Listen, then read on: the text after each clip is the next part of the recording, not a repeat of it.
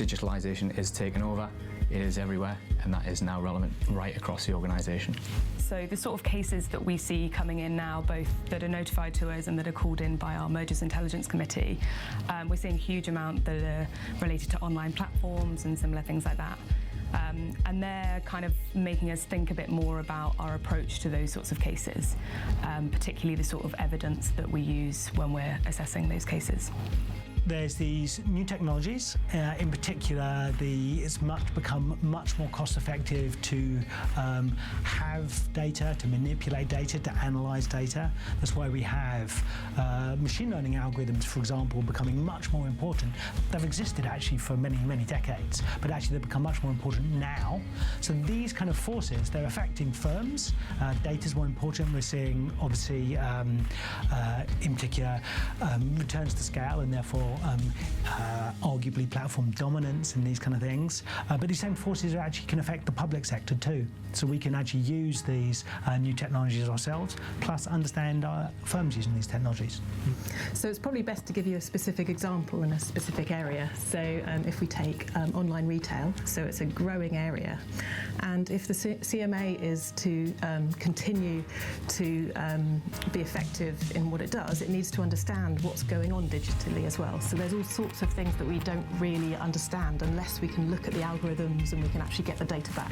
So for example, are they actually giving consumers a fair price? Are they self-preferencing? Are they paying, are they actually putting certain companies higher up in their rankings because they've paid them more commission?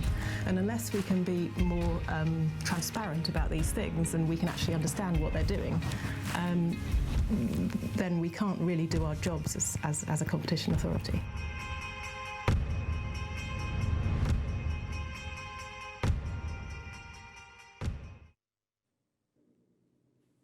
Well, good morning.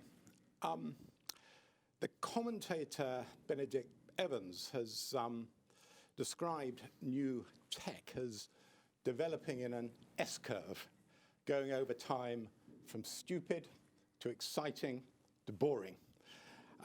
As a product matures, the easy and obvious things have been done, marginal improvements tend to slow. The smartphone is given as an example of this. A product that was initially thought of as impractical, how could a phone replace a PC and do even more, then became an exciting game changer, and now arguably has reached the stage of boring in terms of innovation. And you could look at mainframes, PCs, the web, other services, and see a similar evolution. The danger for competition authorities and regulators is that we get involved at the boring end of the curve. It's hard to filter the early stage business ideas with potential from those that are always going to be stupid. And that's, I take some comfort from the fact that that's not just a challenge for competition authorities and regulators. The chief executive of Time Warner said in 2010 that worrying about Netflix was like worrying whether the Albanian army is going to take over the world. And when something becomes exciting, we're not always connected sufficiently to spot it until it's evolved and taken a hold on the market. Indeed, our powers as authorities may not kick in until a development has matured and established a strong market position. So in this session, we want to try and understand better the evolving ideas and business models in the digital economy and how far these may impact or be impacted by the practices of competition authorities and other regulators. And to do this, we're very fortunate to have a great panel of experienced business people and thinkers from some of the major businesses operating in the digital economy in the UK. Ronan Harris is Managing Director of Google UK and Ireland. Prior to this, he was VP of Google EMEA and head of Google's operations in Ireland. He began his career with Mitsubishi Chemical Corporation and worked for several years in Japan in consulting and technology. Tom Blomfield is co-founder and chief executive of Monzo, a digital bank that's grown to over 3 million customers since its launch in 2013 and recently doubled its valuation to $2.5 billion. Joe Ward is interim director of regulatory affairs, responsible for pan-BT regulatory projects and initiatives. He's involved in BT's engagement on the future regulation of digital platforms and leads on net neutrality issues. Previously, he was a competition lawyer. Magnus Brooke is Director of Policy and Regulatory Affairs at ITV and has responsibility for policy and regulatory strategy. Previously, he was chairman of the board of the Association of Commercial Television in Europe and was head of the BBC's Director General's office. And Heath Terry is managing director at Goldman Sachs, where he's the business unit leader for the technology, media, and telecoms group in global investment research, as well as the senior equity research analyst covering the internet sector. So let's start with this question about what's stupid, what's emerging in the world of technology, and what impact this is going to have on businesses and on the end user. Ronan, your ideas, your thoughts. My thoughts. It's a great question. I think the world of technology, if you look at the underlying trends in technology, they're not slowing down. And I think the waves of innovation are going to keep coming at us and probably speeding up. I've been with Google for 14 years now. The first phase of my job there was about telling companies to get ready for the web. The web was coming. Then it was the mobile web is nearly here. You need to get ready for that. The conversation now is about cloud computing. And I think very quickly after that, it will be about how do you harness tools like AI and machine learning to be able to do quite extraordinary things. And with all of these technologies, I think they're all in existence today. You've just got companies who are taking advantage of them to varying degrees. Tom, in your experience, where's the technology going? Where is the technology going? I think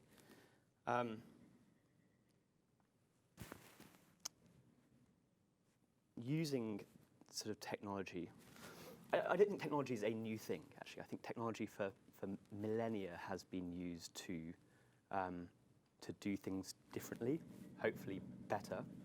But I think with any kind of change, there are people who are worried about altering the status quo and people who see opportunities in improving the status quo. Whether it's with each industrial revolution, you have people sort of objecting that it's going to upset their way of life. And you do have people who benefit in the short term and people who lose out in the short term. But I think that the trend over decades or centuries is that actually humanity gets better off, sort of overwhelmingly.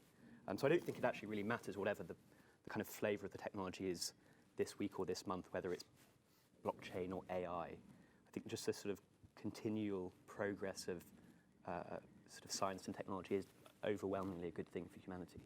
But I guess there's always a balance, isn't there? I mean, some people may be better off, or everybody may be better off in some ways, but there are always, then sometimes there are downsides and negatives in other ways. And there are, yeah. And particularly people whose jobs are disrupted, I think, have a really fair claim to say that this isn't benefiting me in the short term. But if you look at sort of global indicators, things like child mortality, people living below sort of poverty line, the amount of progress over the last 50 years or so is absolutely phenomenal. And so I think we need to work to mitigate the short-term on the scale of 1 to 5 to 10 years, because the overwhelming trend around the world is for huge, huge amounts of progress. And I think that's very easy to forget sometimes, because it does disrupt people's jobs and lives and careers. And I think we as a society can help mitigate that, things like social welfare, retraining. But I think to resist scientific progress or technology is to lose that macro benefit that's brought literally billions of people out of poverty over the last 50 years or so. Joe, I mean, you are now kind of at the business sharp end. In your past life, you were a competition lawyer. What kind of developments are you now seeing in your world that that perhaps we ought to be thinking about as kind of competition regulators? Well, I think the biggest change in telecoms over the next few years will simply be that we're moving from a world where typically you're deploying a lot of assets, physical assets. We will still need some of those, but a lot of the clever stuff that we're going to do in the network will be done in software, will be done in cloud. And I think that will make a huge difference to the way that telecoms functions and carries many of these services, digital services, because you'll no longer have that kind of all those kind of difficult technical problems where you need to physically go out and change things. Instead, what will happen is you'll have a much more responsive network where you can carry all these new kinds of services, these connected cars, drones, and whatever other technologies become available. So I think that will be the biggest change as we move through that technology cycle to the next cycle of 5G. And new fibre networks being rolled out, I think there's a huge scope for new services to emerge. I think when we rolled out 4G network, people couldn't really, there was that sort of skepticism of, well, is this really going to make any difference? Do you really need it? Is it going to be any good? And I think the same sort of skepticism today, you hear people say, well, 5G, will it make a difference? But I think what tends to happen is as you build that network out, people find really interesting uses to use it for. So I think that's the big change that we'll be seeing. Magnus, in your experience, would you agree with that? Yeah, I mean, look, the revolution that's going on in our industry is that we've gone from a situation where you've got a dumb box in the corner of your living room to a situation where you have a highly sophisticated box. A lot of people do, not everybody, which is capable of delivering pretty much any piece of TV content that's ever been made into your living room. So the competitor set is completely changing. The market's globalizing. Both in terms of content distribution, but in terms of content production, and a lot of that is now happening in the cloud. A lot of it is now delivered through superfast broadband into the back of people's television sets, and there's a completely new set of issues actually in our industry which are becoming very clear. For example, the role of operating systems in television sets.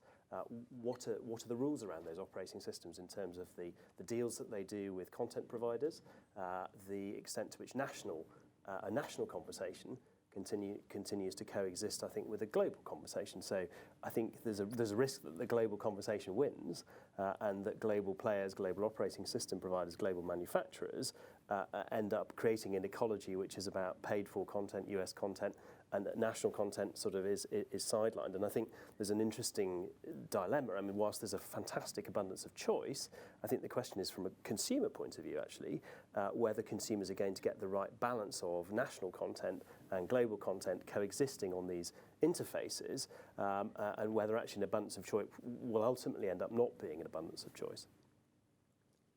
And Heath, from your perspective as someone involved in kind of on the investment side and the analysis side, I mean, are there areas of kind of new emerging technology that you think are going to have a particularly significant impact going forward?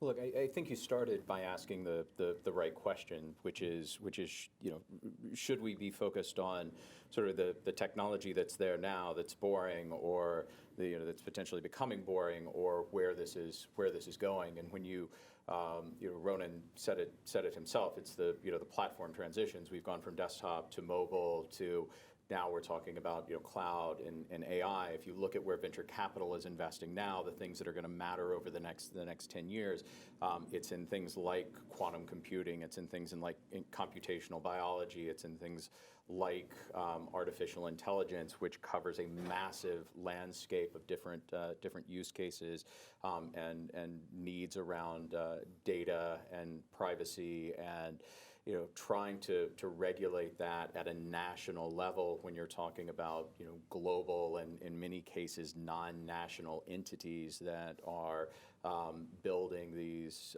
cloud systems and building these AI networks and using data that really doesn't have boundaries like that just becomes incredibly challenging.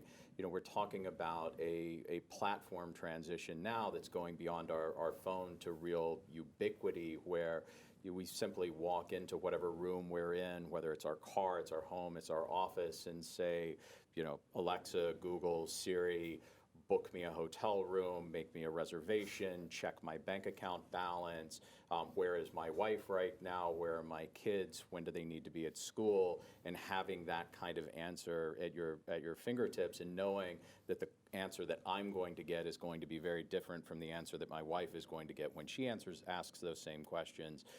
That's the world we're moving into, and that's going to be much, much more difficult to regulate than just what pops up on my desktop. So I mean, if one's looking at that S-curve from the stupid to the exciting to the boring, what is in that exciting box at the moment? Is that AI? Is that machine learning? Yeah, look, I think AI, voice, that ubiquitous computing, that's for consumers. That's what's sitting in the exciting part. I think where most of the investment is going right now is really away from consumers. I think it's much more focused on the enterprise. I think it's much more focused on the back end side of things that really, as consumers, will happen without us really paying attention to it. It's happening at the enterprise level. It's happening behind the scenes. It's going to happen in ways that we won't even think about it. You look at the online travel space right now. We go online, we go to Expedia, we go to Booking, we sit down, we type in what we're looking for, and we get our answers, and we think about where we want to stay, and maybe we've got loyalty programs we consider.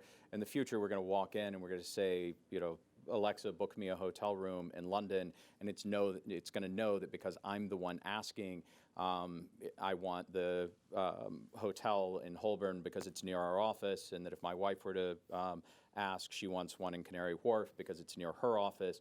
And it will do that without ever going to any one of those systems, because the AI in the background will take all of that information, including pricing and loyalty programs, into account. And that's a very different world than the one we live in right now. Ronan, would you agree with that? Yeah, I think so. Listen, I think if you want to get a steer on what's exciting from a technology point of view, looking at where the capital is flowing to.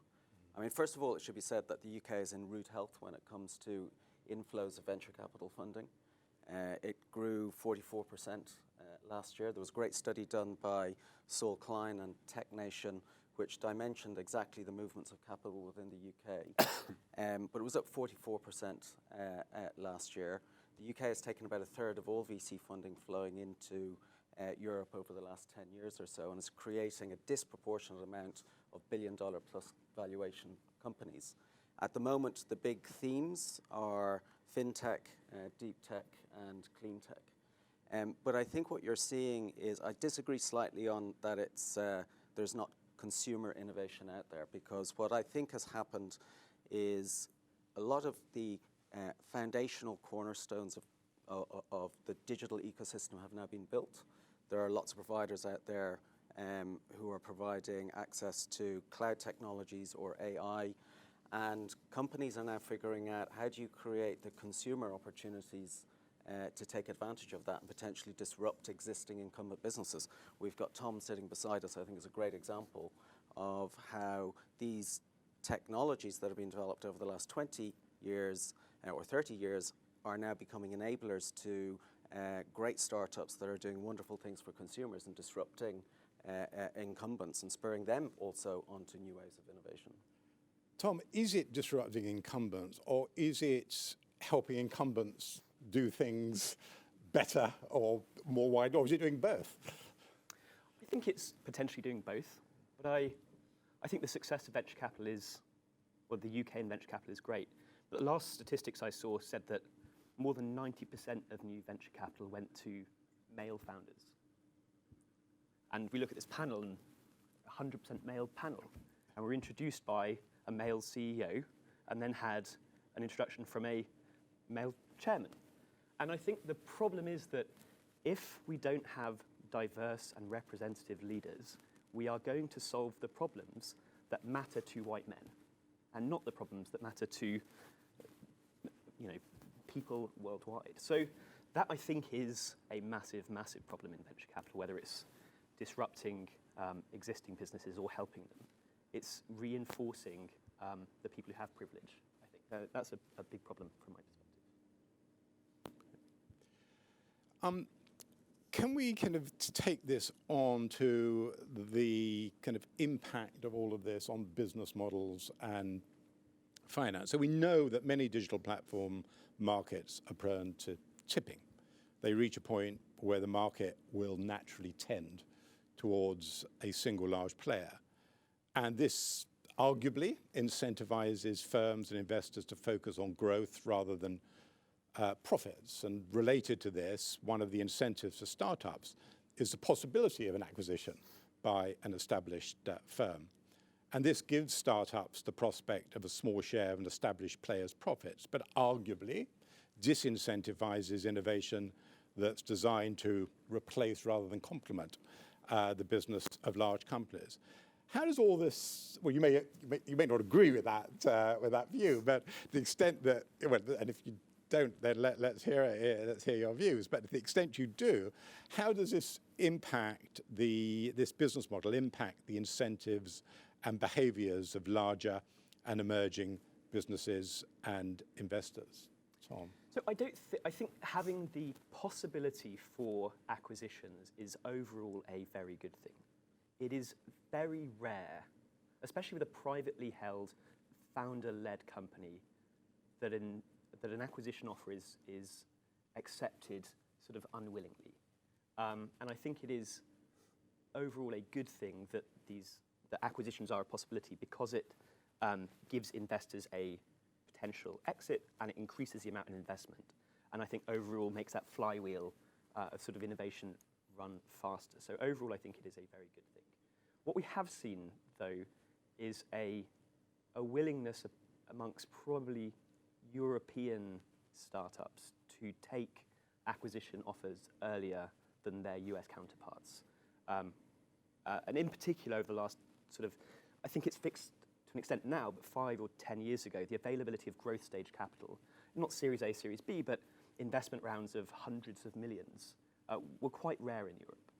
That's now really, really changing. And so in my industry, in fintech and challenger banking, we've raised 300 or 400 million. Revolut just announced a £500 million raise. N26 has raised hundreds of millions. It's the first time in my memory, at least, that 3 companies in one sector in Europe have all raised hundreds of millions of pounds of investment. And we've seen a string of acquisitions over the last month or so. So Plaid was acquired by Visa for several billion. I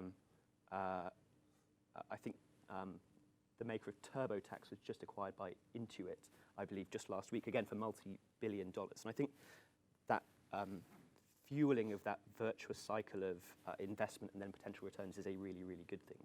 And it's encouraging now to see that European companies are staying private for longer, able to raise those growth rounds, and hopefully eventually go public rather than have to sort of as a default option sell early. So I think that is a really good sign for the European ecosystem. Heath, I mean, is it the case that external investors, funders are kind of competing with established incumbents and players to kind of fund and support and develop these startups? Well, I mean, I think that's always been the case, and that's what you want in a dynamic venture capital environment. That's what you want in a dynamic technology environment. I think the common thread in the areas that Ronan laid out in deep tech, fintech, and the other area that we're seeing a lot of money going into in terms of health tech in the UK, where you're seeing a lot of that venture capital go and a lot of the company formation happening, is you have had a relatively friendly regulatory environment around those areas. Specifically, the open banking laws here in the UK that have benefited the growth of challenger banks have been far more susceptible to companies like that developing than what you've had in the US. By comparison, within the healthcare sector, the availability of patient data through the NIH is much more friendly for the development of drug discovery companies in the UK than what you have in the US. And one of the reasons that you've seen several companies relocate that have started in the US relocate to the UK in order to get access to that kind of patient data. And so I think it says a lot about the role that regulation can play in opening up and creating the opportunity for that kind of company formation. Magnus, I suppose for us as a competition authority, one of the challenges is when one's looking at these potential acquisitions, how one distinguishes between an acquisition which is going to have the effect of really eliminating a competitor that could be a strong rival, and an acquisition that it will actually help that acquired business develop new products in a way that, and services in a way that wouldn't happen independently. And in your experience in your sector, I mean, is that, have you seen kind of examples of that happening? I think it slightly depends who the acquirer is, doesn't it? And also the motive for acquisition, insofar as you can establish it as a competition authority. I mean, I think, so for us, I mean, I find the incumbent challenger thing a bit difficult, really, because I think this is in flux at the moment. I think we would see ourselves very much as a challenger to, frankly, what we would regard as digital incumbents. So, and we need all the help we can get in seeking to take on that challenge, and we're investing quite significantly in our online hub. We've got about 30 million registered users for the hub, about 500 million hours of video consumption, and an addressable advertising platform that we're rolling out. But we do rely on, we've had to license the Amobi software, for example, to help us roll out an addressable advertising platform for the UK.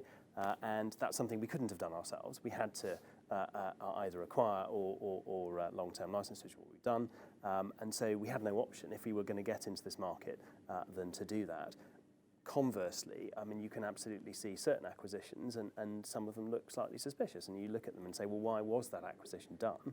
Was the purpose there to introduce more competition, to get on the front foot against incumbents, or was it to actually reinforce incumbency? And I think that's a perfectly legitimate debate. But I think the two are really very different, and the objective of each is incredibly different.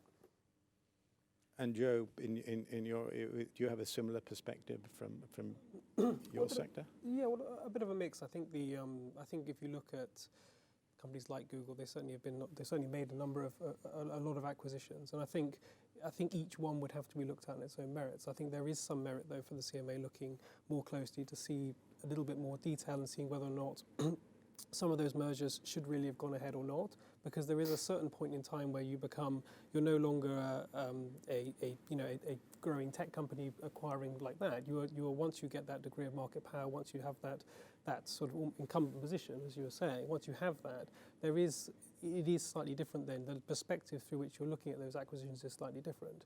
And you do see that Google has made a number of acquisitions in adjacent markets, and those ultimately benefit its business, and they do have some positive effects as well. But you also have to look closely across the full value chain to see the sort of long-term perspective on those.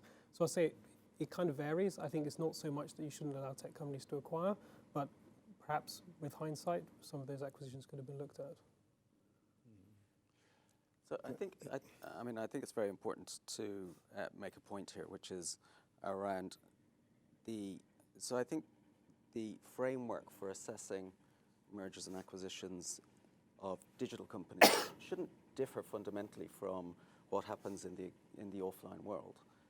We should figure out what are the means by which the competition authority should assess whether something is bringing benefit or potential harm to the economy or the ecosystem where this is happening.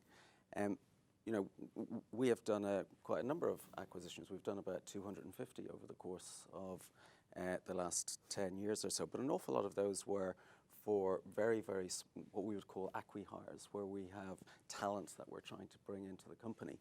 But equally, there are over 2,000 startups that have begun from Google alumni going out and starting up their own businesses. I mean, things like Twitter and Pinterest are some of the well-known ones. But equally, the technologies that we invest in enable a huge amount of innovation, a huge number of companies to start up, and to be able to build businesses that they would never have been able to build otherwise. You can think of, there was one I was looking at the other day called Swoon and Swagger, which is a groomsman accessories company based out of Surrey, now exporting to 44 countries around the world. and using the power of cloud technologies, AI, to do translation of their websites and interactions with their customers. And there's stories like Swoon and Swagger, the length and breadth of the country, that wouldn't be able to build the businesses that they're building today without access to some of these technologies, which companies like ourselves have been democratizing. So I think acquisitions aren't by default a bad thing. I think the framework should be, not fundamentally different from what happens in the existing world.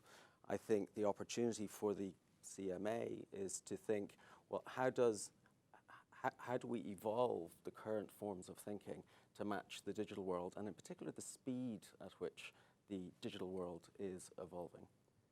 I'd actually go further that I think overall acquisitions are a really good thing because of this cycle of a sort of virtuous cycle of investment, of growth, of sale. And then the proceeds of that sale go on to fund the next generation of startups. The people who are early employees of those companies make some amount of money and are able to then become the next generation of founders. And so I think if you sort of slow down that acquisition loop too much, actually you risk getting in the way of that virtuous cycle of that sort of innovation. I think in Europe we are 20 or 30 years behind Silicon Valley, who've had multiple generations. People who started companies 20 or 30 years ago are now the investors investing in the new companies, and the founders are people who were early at Facebook or Google. So I think by slowing that down or interrupting it, you risk really damaging that ecosystem of innovation where overwhelmingly I think society benefits. And I think to the point that it's such a powerful tool for Google, Facebook, Amazon, Apple to be able to use acquisitions like that, the question then is, why isn't every other company doing those same kind of acquisitions? Particularly those small acqui-hire type acquisitions are such powerful tools for identifying talent and identifying really that next level of truly creative and entrepreneurial kind of people. Those are exactly the kind of people that companies that are trying to drive innovation within their own companies should be hiring, should be bringing in. And in a lot of cases, you simply can't ask for a resume drop to expect to get that kind of person into your company. You have to use an acquisition or that kind of acquisition to do it. And being able to acquire that kind of company is not something that just the four tech giants can do. Any company can make those kind of acquisitions, should be able to. But is a world in which innovation startups are driven in part by the prospect of acquisition by a larger player, does that impact the kind of innovation and investment then that people are making? So they're looking for changes that will complement the incumbents rather than disrupt and overturn the incumbents? And not necessarily. I'd see it as I don't think anyone starting a company, or very few people starting a company, have a really clear idea of exactly how it's going to pan out and we're going to sell to Google in 3 years' time. It's very, very rare. I think you look at a sort of spectrum of outcomes, and especially as an investor, you say, how big could this be? Could we IPO it? If we don't IPO it, what's the next best case? Perhaps that's an acquisition. And so having different alternatives for liquidity, effectively, for selling the company, mean that investors can take more risk, can invest more, because they know that it's not a sort of all or nothing, we're going to take over the world or get sort of zero outcome. So I think it is a soft landing in many cases, which means that there is more investment in the ecosystem, which overall is very, very good for innovation. So I really don't think people sort of take the less innovative or less risky approach in order to engineer a sale to a big technology company, but it is a very useful backstop. And if we're going to take the path of being acquired off the table or make it more difficult for these entrepreneurs, then we have a much bigger problem that we have to solve, which is how difficult it's gotten for companies like that to go public, which is probably a whole nother 2 or 3 day conference we need to have. So it needs a positive side to it as well as a negative side if one's going to change things. Jeff? Well, I was just going to say that, because I would agree with that there are a number of routes to exit. It's not only that you'd be bought out. I think people who are talking about restricting on Google and Facebook and others, I don't think it's an across the board. As you're saying, it has to be principle based, it has to be based on competition and economics. But it's recognizing that those companies do now have a very strong degree of market power. And with that comes a certain degree of responsibility. And when you look at those acquisitions, it does give a kind of flavour to looking through what that means. And it's certainly possible that businesses, had they not, now you look case by case, you don't know for sure, but you may look at businesses as part of that merger control reference to see, well, what would they do if they don't merge? What would they do? Would they go on and do something else in competition with Google? Would they go on and compete with Facebook? Or what will they do? And I think having a bit more scrutiny of that is not a bad thing. Can I just ask about the other kind of bit of my introduction on this, which was the kind of the business model which is focused around growth rather than kind of short to medium term profit. So in the old days, if you're a competition authority, you would look at, you'd take high profits as an indicator of market power. It may be due to innovation, but if there are high profits, arguably there was something going on. Now, because we have a world in which a very successful business on other measures may go for some time without making significant profit or any profit. Is that, I mean, as an Magnus, as a kind of, as you describe it, a kind of an incumbent challenger, is that a problem for you? Yeah, it is a potential problem because our capital provision, we're expected to make a return.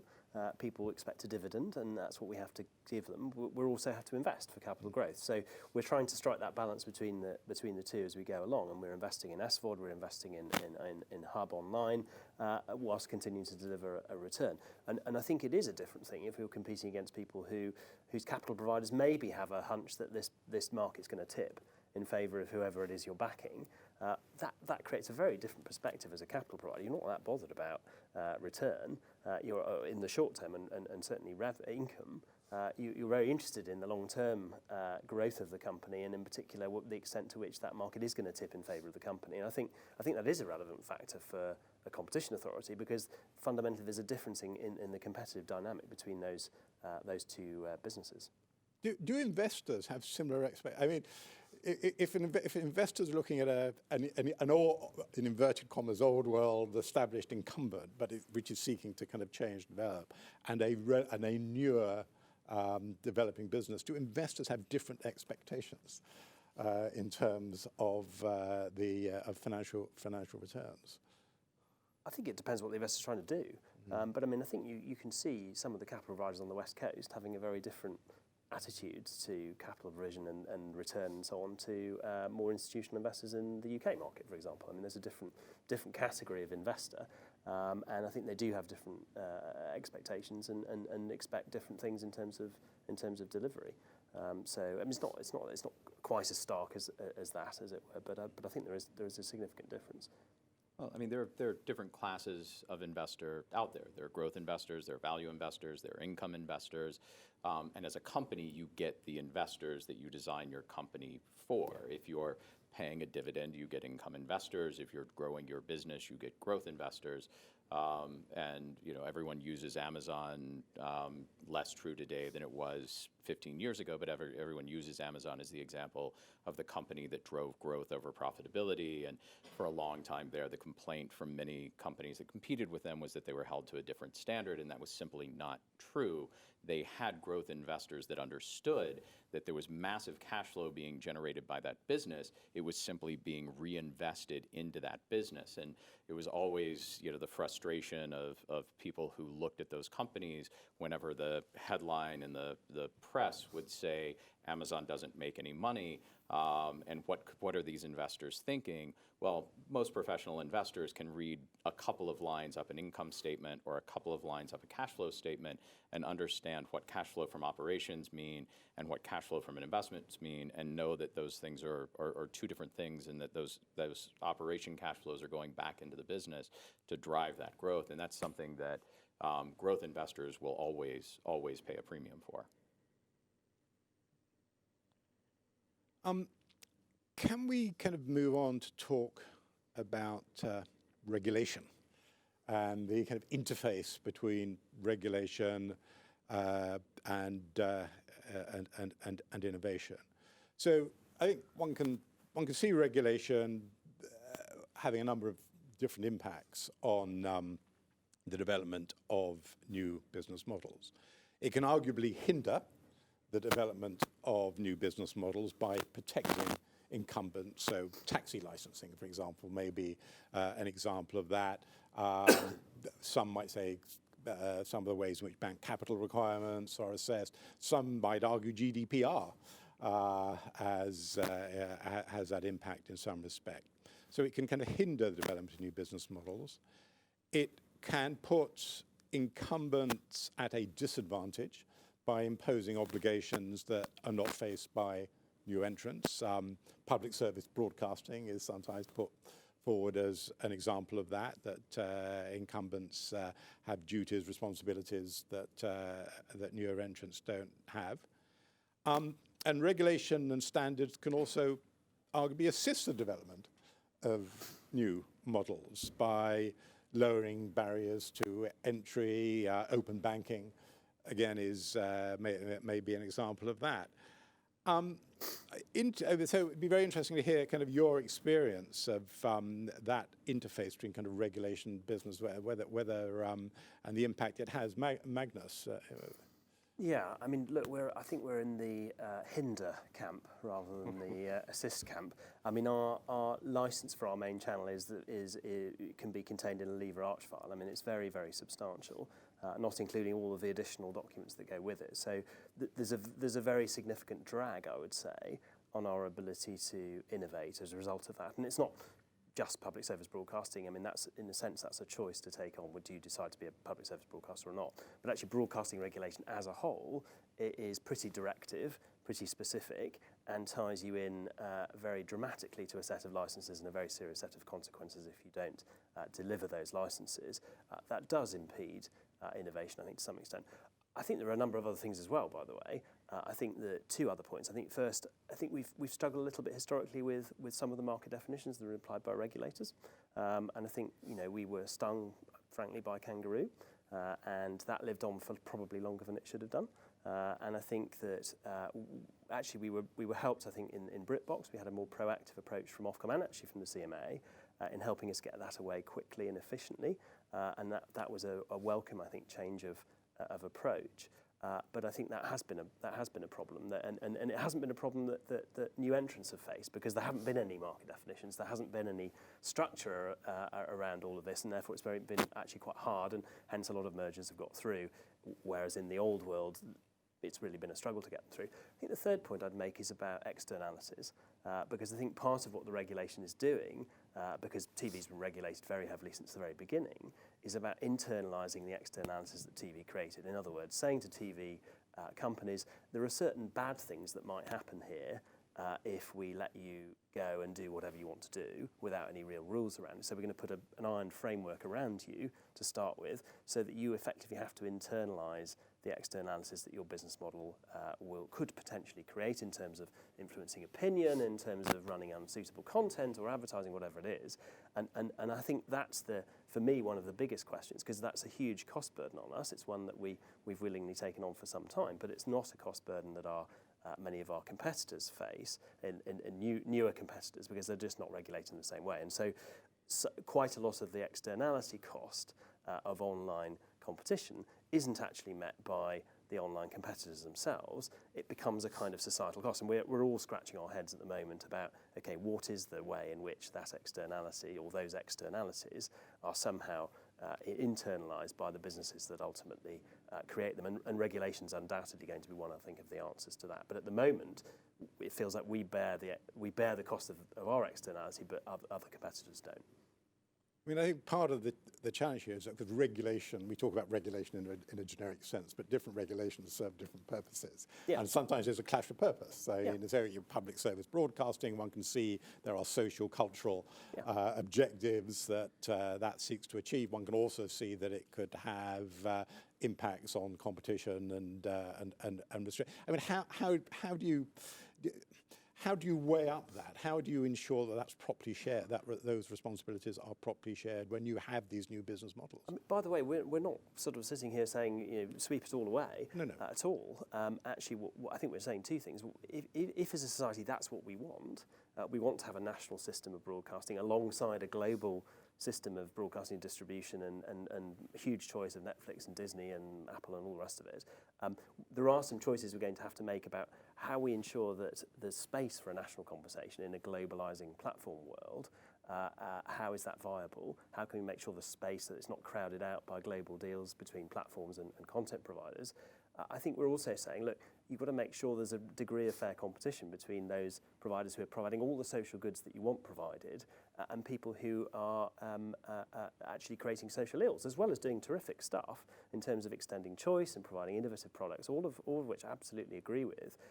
But there is an externality there which isn't included in their business model, which makes it harder to compete against them. And that's, I think, the debate. And there may also be a debate about, do you want those players to provide socially beneficial goods as well?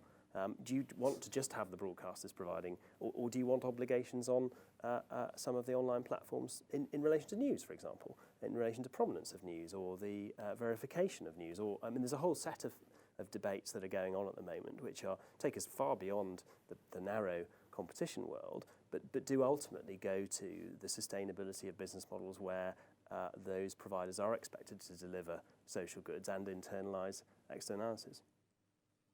Joe, do you kind of have similar issues from your perspective? Well, I think from our perspective it's more a question of phasing, because the initial phase, I don't think companies that are regulated, at that stage when a new tech company starts to take risk, they're not advantaged at that stage or disadvantaged. I mean, in fact, the tech company is probably the disadvantaged one because it's taking a high-risk business model which may fail.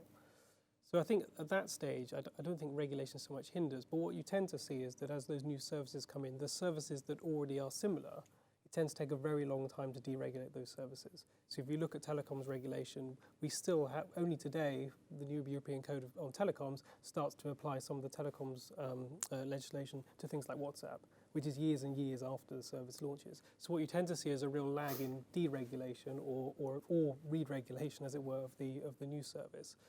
So I think you have that bit of phasing, but then you also then have, I think, over time, as those tech companies begin to acquire a degree of market power, so if they do get that network effect and if they do go on, because not all of them do, but if they do, then you have where they are sitting in a similar value, a part of a value chain where maybe you have telecoms and then you have other tech companies on top of that. What you can see then there is that there is then an imbalance in that relationship. Because on the one hand, the tech company, the telco company may be quite heavily regulated. So to give a practical example, so net neutrality effectively allows all tech companies full access to your internet services. So that bargaining power, when you're in a partnership relationship, you've kind of taken off the bargaining power that a telco may have had is removed by regulation. So I think it varies over time and it's a more complex picture. It's not simply the case that regulated entities are disadvantaged, but there are different relationships and you kind of have to look through each to see where that lies. There's a bit of a theme kind of coming from some of the things people have said in terms of the kind of speed with which kind of regulations and authorities should respond to this. And it's the opposite of what some people say. I mean, some people say they jump in too quickly. But I think the kind of theme coming here is that perhaps it's not fast enough. It's not sufficient, not responding sufficiently quickly. Tom, do you think that's a concern? I think it's very hard because I think if you over-regulate or regulate too early, you can impose a very large burden without really weighing up whether that's sort of useful or appropriate. I mean, we've mentioned open banking a couple of times. I think the positive impact on innovation of open banking so far has been nil, actually.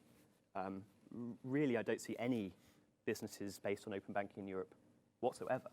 And it's imposed a massive, massive cost on both incumbents and challengers like ourselves because we've had to implement these standards that then no one uses.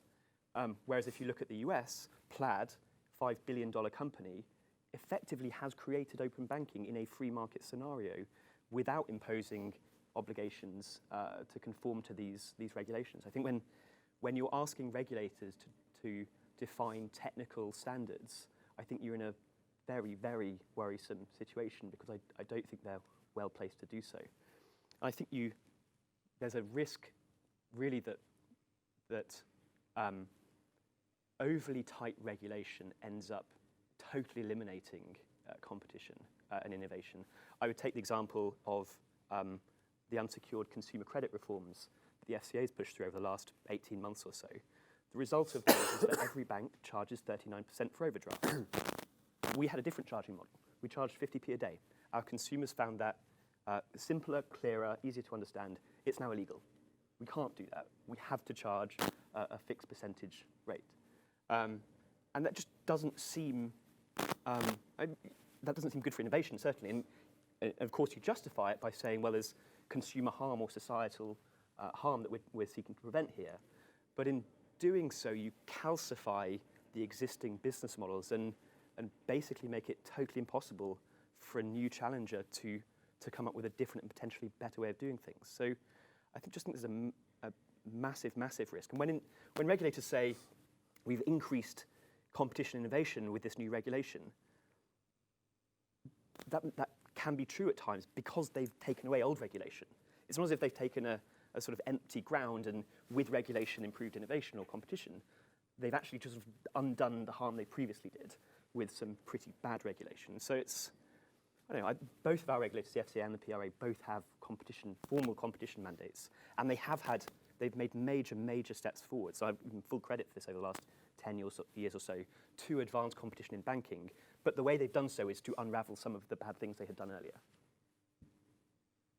And Ronan, in your experience, is regulators too quick, too slow? So I think regulation is a good thing. I think it needs to be smart. So it needs to constantly review, and we've heard some of the points just now. It needs to constantly review and understand how the needs of the market and of the consumer in particular are evolving, and that the regulations are evolving with it. I think, I read a piece recently by Joseph Stiglitz, who made a very cogent argument that healthy markets that are sustainable in the long term will have a regulatory framework in place, but not so restrictive that they prevent new entrants and prevent disruption, or that they protect incumbents. So I think smart regulation that provides a framework, but that also, if needed, is very specific about the particular harm or issue that it's trying to address, but doesn't prevent new entrants from coming in and disrupting, and is also reviewed regularly to allow the evolution of technology and the evolution of the market to come into consideration. The other kind of tension that's been described is between global businesses, national regulator, and national regulators may be protecting particular national interests. Or regulators around the world may be doing very similar things, but because they only have jurisdiction within one particular area, they have to do it kind of in multiplicity. I mean, has that been a challenge for you in dealing with that? I don't think it'd be any surprise if I said that a global technology company would love if there was consistent regulation everywhere all of the time. As long as it's the right kind of regulation. But that's not the world we live in. We live within national borders, and we play by the rules in every country that we're in. And you get different countries who have different ambitions with their regulation. You have different countries that move at different speeds. I think the UK environment has always been seen as one that's very pragmatic. I think when it comes to technology, the UK has tended to be on the front foot. And hopefully, I think in some of the things that are being discussed in the UK environment at the moment, the opportunity for the UK to set what the global standard should be. And I think that should be the aspiration, particularly as we go forward over the next few years, is, with a government who now says it's unashamedly pro-tech, what is the environment within which we can create and evolve a regulatory framework that encourages that innovation, encourages the adoption of technology, and encourages that growth and productivity that we aspire to. Do you see, I mean, what you're describing, might almost be kind of regulatory competition. Competition between kind of national regulators to advance. Is that what you're to advance that kind of growth? Is that what you're kind of seeing, or? I'm certainly not an expert in regulations, but I would, as a layman, I would see that there is competition between different geographies and different nations for talent and for the new hot startups. You know, I sit in a number of bodies that contribute to the thinking within the UK ecosystem, and there's constantly discussion around what can we do, what are the things that we can create as a nation that will make us more competitive and more attractive and more economically successful over the coming decades. So I think regulatory competition is a fact. And of course, there's two aspects of that. One aspect is, as you say, not burdening businesses with unnecessary regulation. The other is supporting developing businesses and ideas to ensure that they're properly protected and able to evolve. Correct, and they're not mutually exclusive, right? So they can coexist.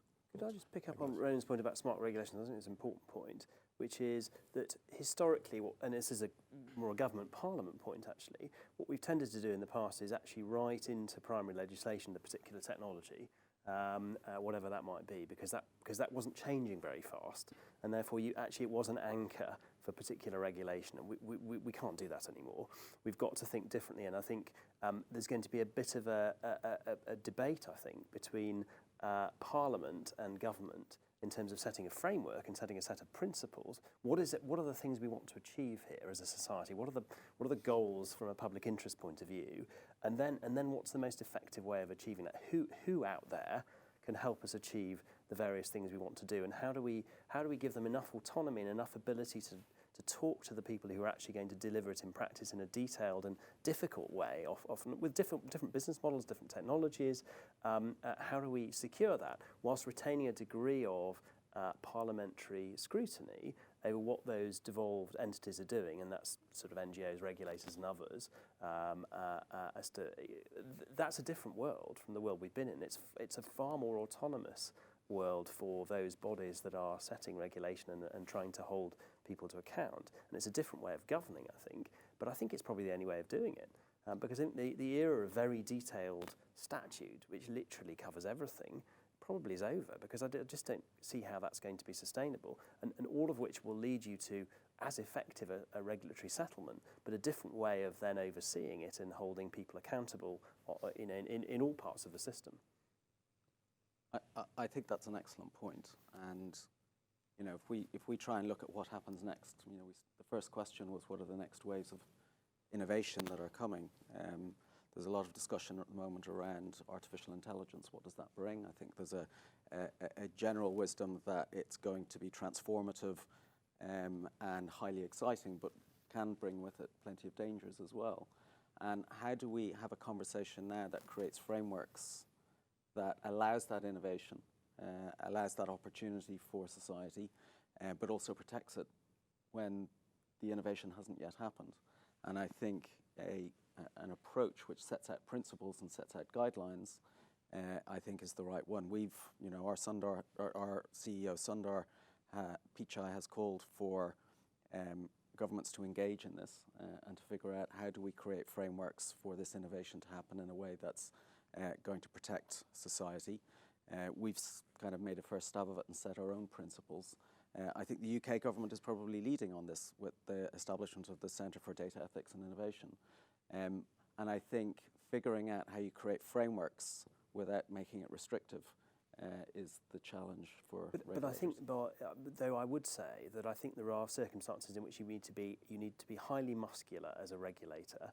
It can't just be principles. Mm-hmm. I mean, I think Parliament needs to set out what the principles are, what the objectives are, and then actually you could end up in a situation in certain circumstances where you have quite detailed regulation set by a more nimble authority in conjunction with the regulated entity. But I think it depends. It's horses for courses, depending on the particular circumstances, the particular evil that you're trying to combat or not, or you want to give space for things to flourish and see what happens and see whether there are ill effects that you need to move in quite quickly on. Because in broadcasting, we're having a debate at the moment about Acts of Parliament from 1990, 1996, 2003, and it's hardly started yet. It's going to take a number of years to happen. That's quite unfortunate from our point of view, to be honest, sitting where we do, and we'd rather that the next generation of debate was a swifter, more efficient one. Yes, I agree. I'd like to see a move towards outcome-based regulation rather than input-based regulation. So you start with a sort of overarching principle, and then you say, we are going to incumbents must achieve this particular outcome. And how you do it, we don't care. Here's how we're going to measure it in a year's time. You go and figure it out, and we'll come and measure the outcome. So in unsecured consumer credit, for example, the poorest in society must not pay disproportionately for credit, for example, or everyone must bear the cost of their own bank account. You can't have some groups subsidising others, and here's how we're going to measure it, rather than you must charge a fixed APR for your overdrafts, which is an input-based regulation. Or another principle might be consumers must understand what they're paying, and we're going to survey 10,000 of them. And the results of that survey will tell us whether they understand it or not, and it's up to you how you price, how you communicate, but the consumers must understand. Not, hey, I, regulator, sitting in my ivory tower, firmly believe that fixed APRs are the best way to charge people, and so you go and implement that. So actually moving to outcome-based principles-based outcome-focused regulation with a clear kind of a set of criteria on how they're going to measure it, and then leaving implementation up to individual firms, I think leaves scope for innovation and disruption rather than calcifying businesses and existing ways of working. Lauren, you're right to realize that you're dealing with a competitive environment. Regulatory competition is not that different from the tax competition that you saw global companies participating in. There's a reason that Amazon is running their drone program in the UK and not the US. It's because the regulatory environment for that is more friendly here than it was in the US. There's a reason that autonomous driving technologies are making more progress in Singapore than they are in many other countries. To use an extreme example, there's a reason facial recognition technologies are making more progress in China than they are in many other countries. And we have to sort of accept the realization that these technologies are going to be developed outside of our regulatory framework, regardless of what we want to happen, what outcome we're hoping for.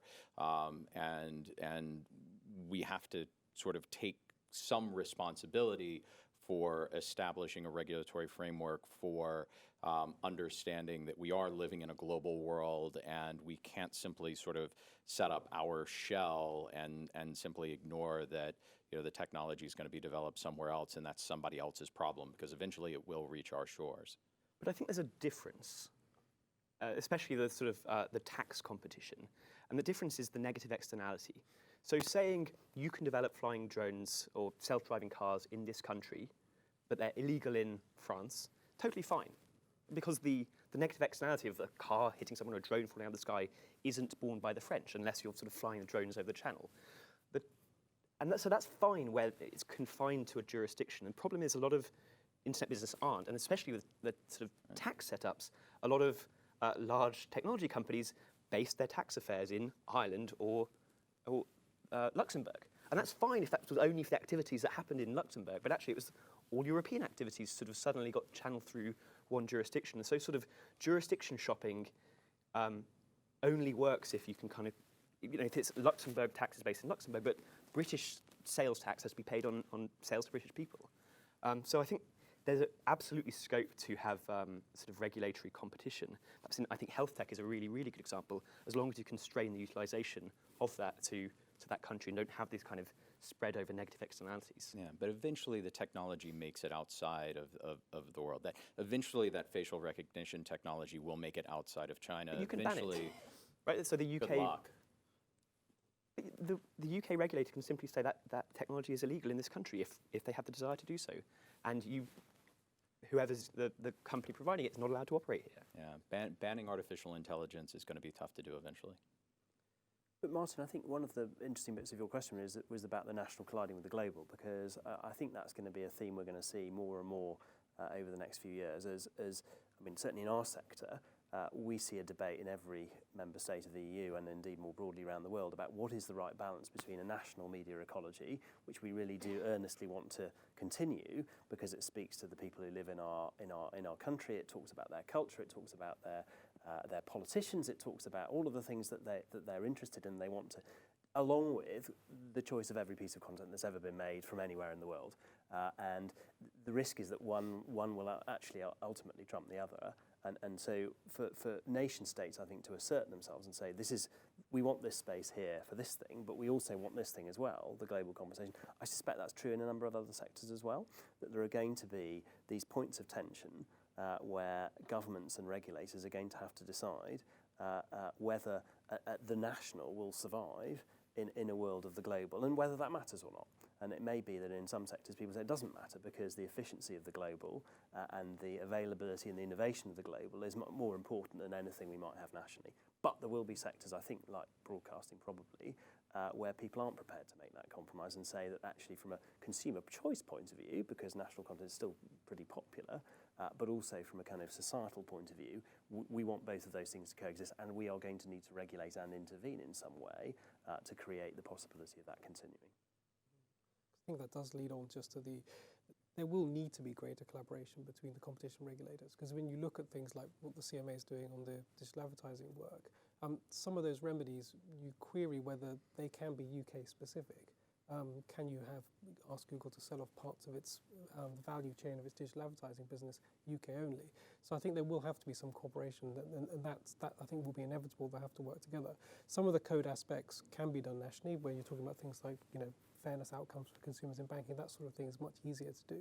But where you think you're going to go to the heart of, say, market power, that's a lot harder to do. And if you are going to go down that route, then you do need a much higher degree of cooperation between regulators.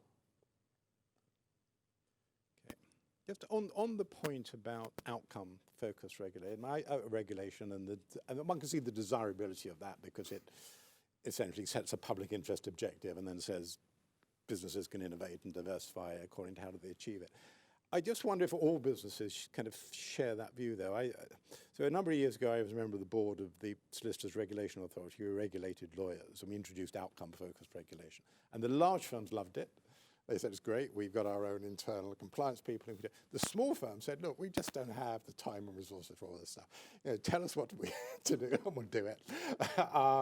But if we can't invest in a compliance and regulatory department. Is there a similar issue in the kind of digital world that outcome regulation, clearly large businesses can cope with that, but is there a barrier to entry to smaller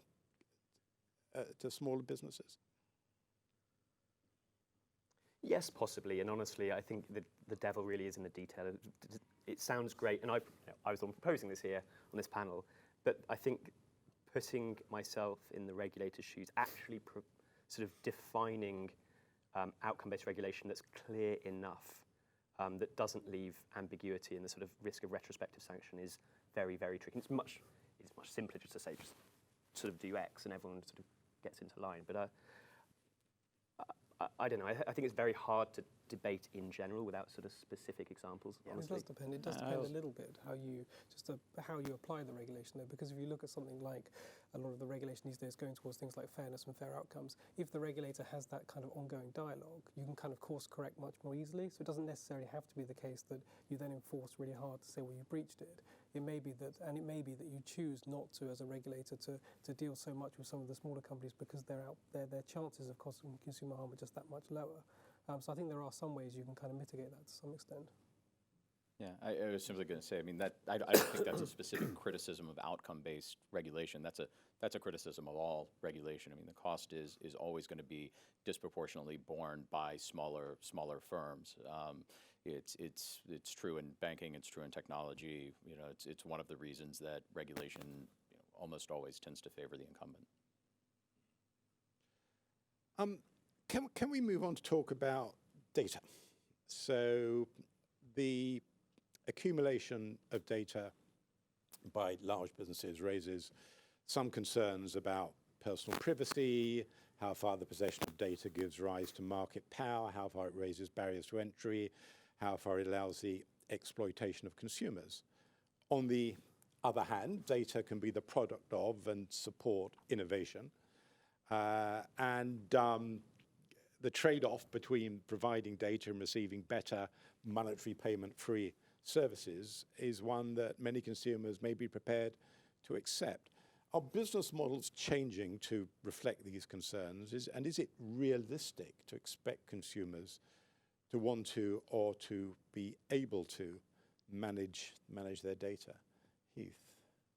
Well, I think obviously, I don't know. I'm sort of the opinion that the genie's out of the bottle there. I think the concern around data now is as much as it is frequently in the headlines, and obviously something that privacy advocates care a lot about.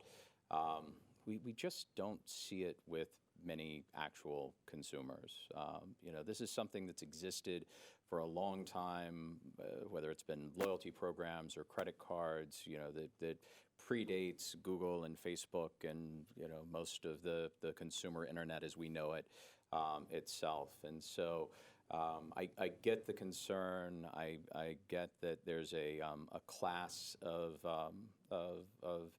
advocates out there that care really deeply about this topic, and it's certainly something that we've seen a lot of regulation around and a lot of charge for regulation around. But at the end of the day, it really does. It feels like we're paying a lot of attention to something that really, at the end of the day, doesn't cause the kind of harm that that at least the headlines would suggest that it does. Ronan, would you agree with that? I would agree with that.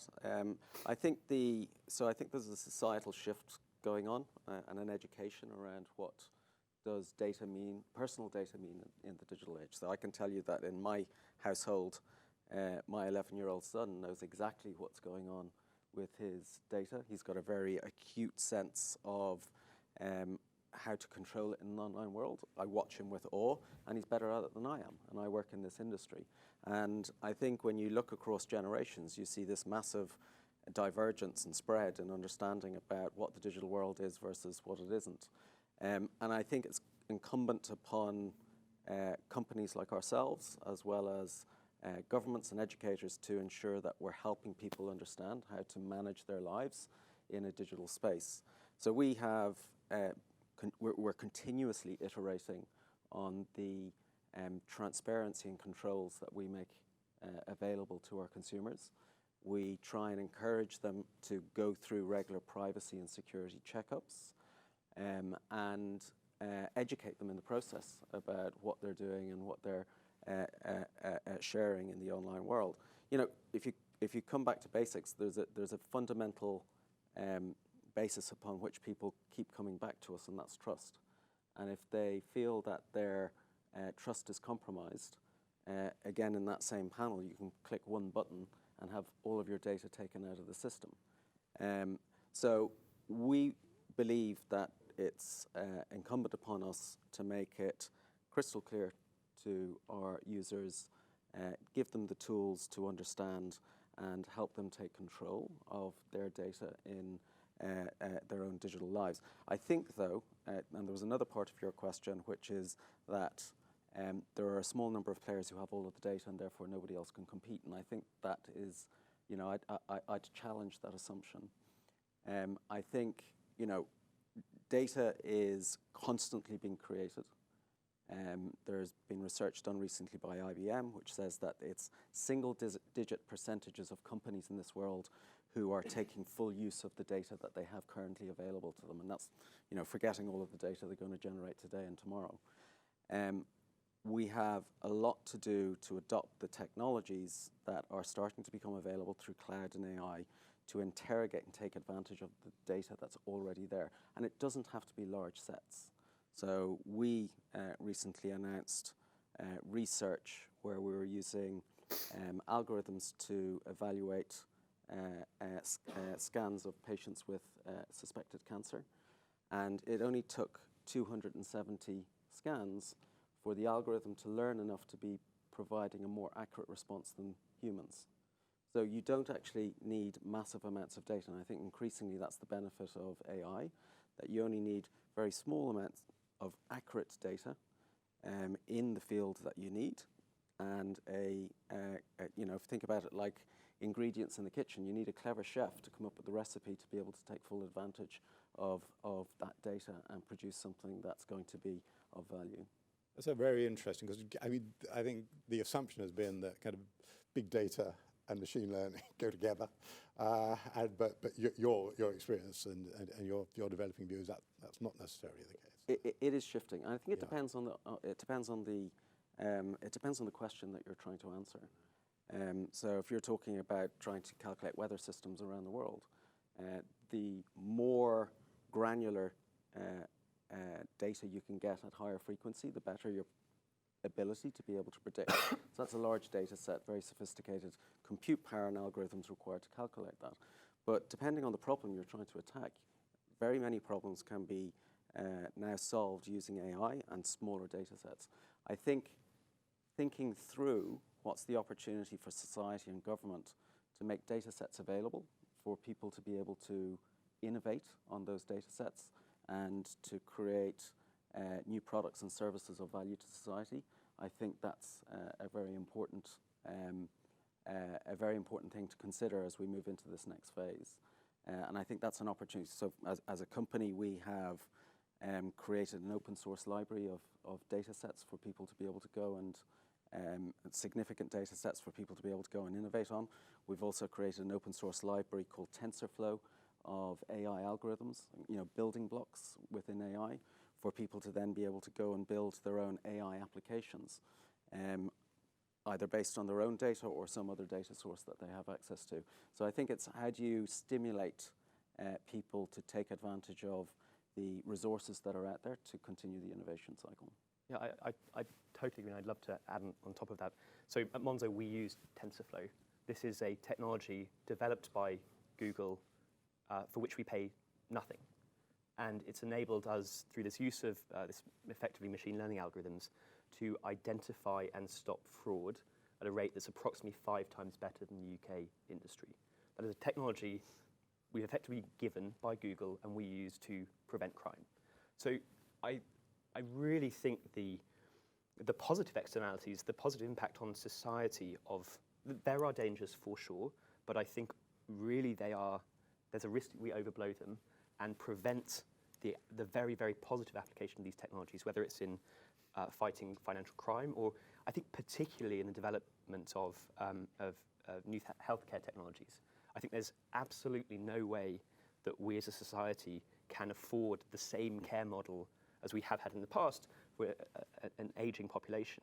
But the ability to analyze scans using machine learning and get not only more accurate results, but much, much cheaper, faster results is the only way that we're going to care for our population over the next 50 years. And the development of those technologies has been massively hindered over the last 10 or 15 years because of privacy concerns.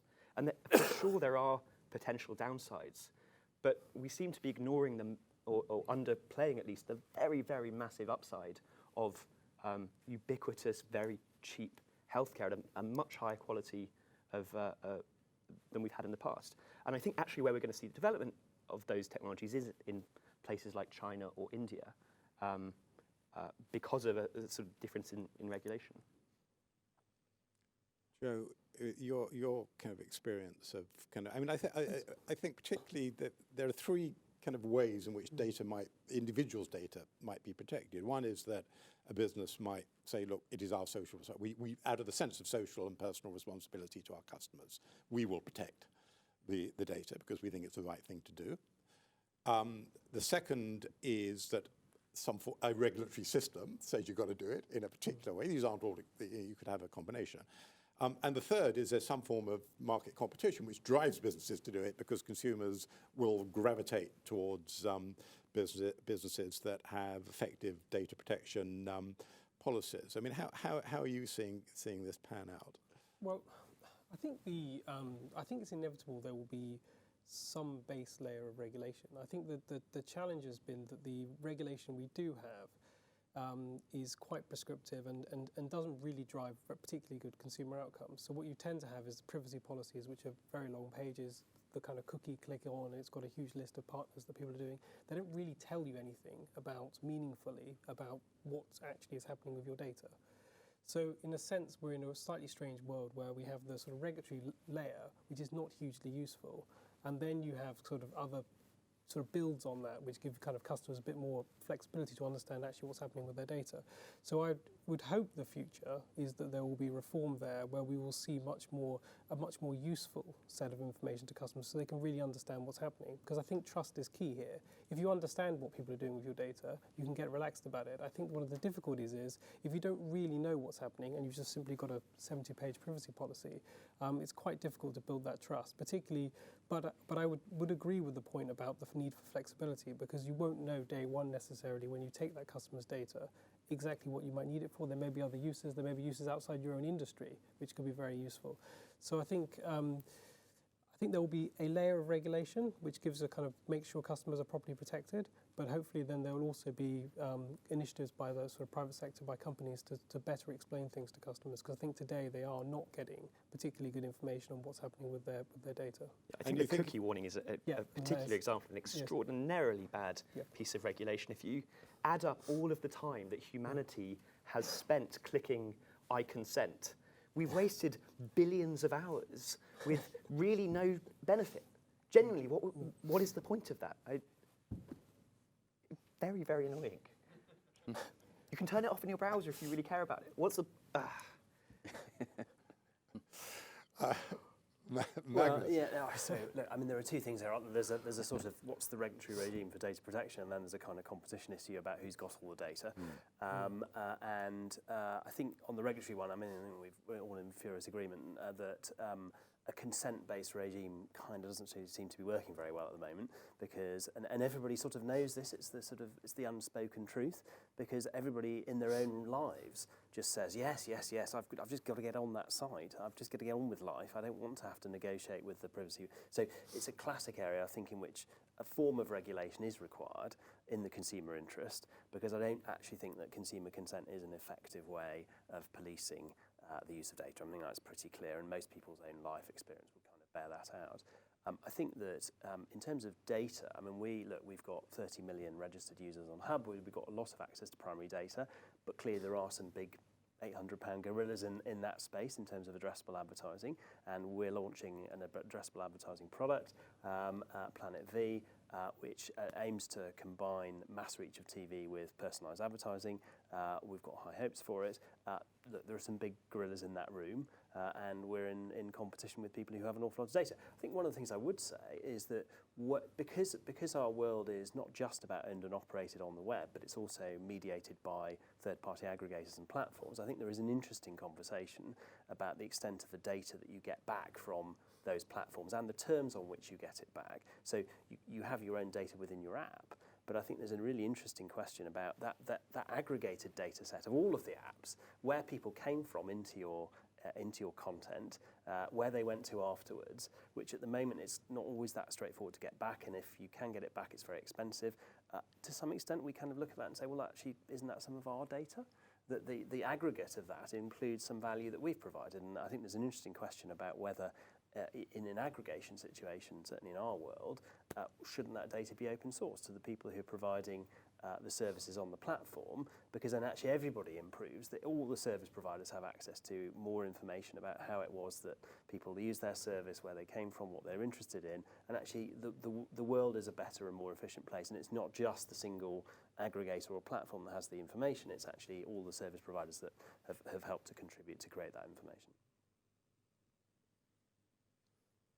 Do you think that people generally do distinguish, so consumers, between the use of aggregated data and the use of personal data? I mean, so I suspect people may be less concerned about the use of aggregated data, of which their individual data is a part, than kind of the way that the personal data may be used directly.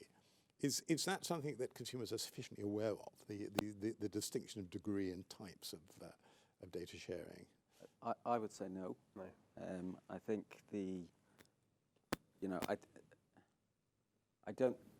I think there's a job of companies who use data, individual data or personal data, to make it clear to them, so that if somebody wants to research and understand, that they can understand. I think there's a lot of misinformation and disinformation around what happens with data. I think people have a sense of, if I want to use Google Maps to get from here to the office when we've finished, obviously I have to tell Google Maps and share where's my location right now, where do I want to get to? And I think that's clear. But is it clear enough what happens to that information after it's being used for that particular question? And that's something that we've been looking at, and we've introduced controls now for users to say, well, you know, I only want you to hold my maps location for a particular amount of time, and as a user you can set that. And I think understanding what's the conversation that individuals want to have about their data, and making sure that we can provide the transparency and give them the controls on that is the continued innovation that we need to make as an industry as well as a company. It's very tricky, though. There's this appealing sort of divide between personal data and anonymized data. But the reality actually is, with all of the different data points about an individual, back calculating someone's identity from anonymized data is relatively trivial now. And so to truly anonymize is just very, very difficult, actually. I actually don't think individuals really care that much, honestly. I think there are examples. You could go and use very privacy-focused search engines. They exist. But overwhelmingly, people prefer the results they get from Google.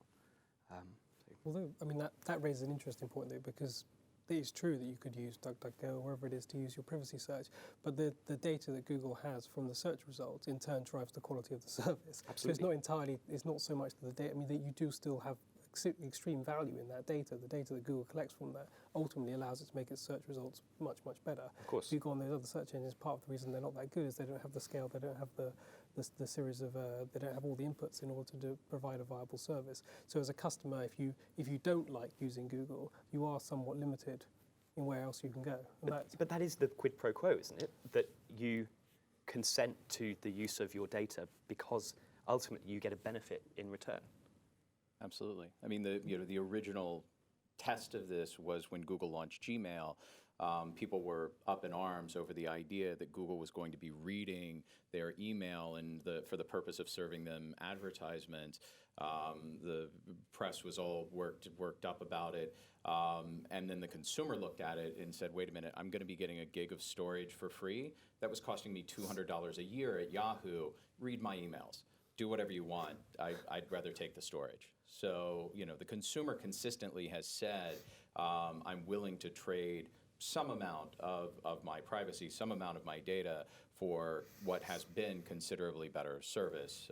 They do it every day when they choose to use Google's search. They do it every day when they choose to use Maps over one of those, you know, more privacy-focused services that are out there.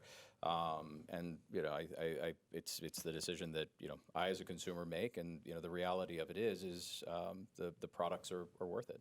And just for the record, we categorically do not read anybody's email. Yeah, I think we settled that back in 2008. Right? And we respect everybody's privacy. That's the basis. That was what the air quotes were for. So. You're saved a lot of boredom in not reading mine. People, some of the people not watching the live stream have been feeding in some questions. So one from Robin Noble at Auxera. The free at point of use funded by digital advertising business model is key to many platforms. Do the panel see this changing in the future? I would say it'll be a combination of many different models. So it'll be the ad funded, it'll be the freemium, it'll be the paid for, it'll be the subscription, it'll be mixes of all of those, and it will be models that we haven't yet figured out. Yeah, I think an interesting parallel is from my industry bank accounts, looking at how they are paid for. And the CMA investigated this area in particular and the dangers of relying effectively on cross-subsidization of other financial products to pay for sort of free at point of use current account banking.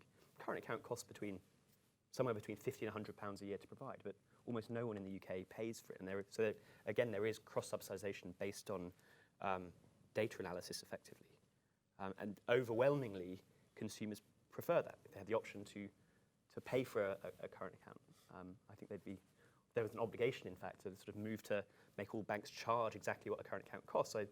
I think there'll be a massive political backlash.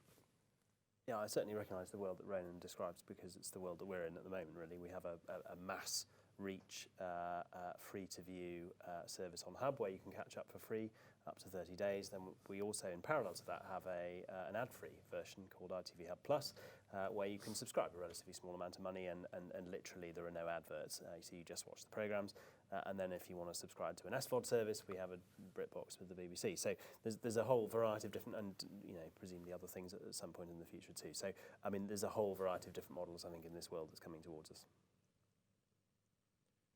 So the next question is, do you feel confident in approaching regulators such as CMA to discuss and collaborate on potential solutions to the issues discussed today? And that's an anonymous contributor. Maybe one of my colleagues at the CMA. This person is not confident in approaching them. Should we? Yes, you should. But I would agree. That's not the question. I would agree. I mean, certainly from my perspective, the CMA is seen as a very pragmatic competition regulator by international standards. And our approach has been to, engage fully and try and be part of any solutions if there are issues that are found. And I think that the CMA, because it's such an evidence-based regulator, you get to see everything, right? So when they put their reports out, everybody can read it, everybody can look at it, everybody have an opinion. I think it's a very high standard of work, and people trust it, that there's a quality there, and absolutely, I think there's no issue with discussing these types of issues with the CMA. I think, I agree with that. I think there is something though for every public authority in these sorts of areas to actually be very explicitly open about their willingness to engage on a kind of not quite a no names basis, but on in an open discussion about things that people are thinking about in a collaborative way. And I'm sure that's the case, but I think being very clear about that publicly I think is quite important, because there are lots of things you think about, the conversations and so on, and I think to be able to have air a bit of that and some of the dilemmas and the trade-offs and the difficulties, and share some of that in a slightly less formal environment somehow, if one could engineer that. And I know it's difficult because these are all formal conversations ultimately, but there's something there about the sort of brainstorm conversation. Is that something that one could ever get? I mean, I don't know.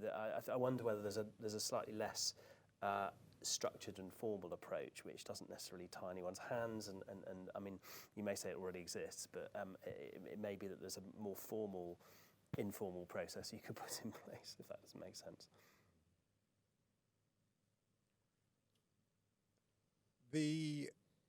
So the next question is, what do you think about a transnational? Having declared your competence in the CMA, the next question is, what do you think about a transnational regulator proposed by a number of competition authorities and think tanks? I mean, I suppose there's two points to that. One is it desirable? And second, is it possible? I suspect it's easier to answer the first than the second. But Heath? Yeah, look, I mean, I think it's certainly something that makes a lot of sense at a high level. As we've said multiple times already, the devil is in the details. The reason that you need something like that is because there are bad actors in this world, and with something like that, your challenge is going to be with compliance. And as we've seen with other transnational regulatory organizations, compliance is always incredibly difficult when you have bad actors involved with those, or when those regulatory bodies try to enforce regulation on those bad actors. And I would imagine that would be the same challenge here. I mean, there is one already, isn't there? The European Commission. I mean, yeah, we've just left it. To leave that. Yeah, the trajectory is slightly in the opposite direction, I'd suggest at the moment. But I suppose that is really the challenge, isn't it? That in a world where, in a sense, the trend is against globalization towards greater protection of national interests. I mean, I wonder whether that desirable as. On the one hand, you've got global businesses with global business models, which kind of points towards the desirability of having a global system of regulation. On the other hand, you have the political policy dynamic, which is almost in the other direction in many countries. So it's perhaps an aspiration No, look, that's the perfect summary of where we are, isn't it? You've got a set of global forces and a set of national political forces, all in some extent in tension. And I think how that resolves itself, I think, is fascinating. Well, look, thank you very much. It's really been a very interesting discussion, and thank you very much for your time and for your contribution. Now, if we had an audience, we'd applaud, but I'm sure they're all applauding by their by their devices. But we'll now break for lunch, and we'll be back at 2 p.m. with our afternoon panel. Thank you. Thank you. Thank you. Thank you.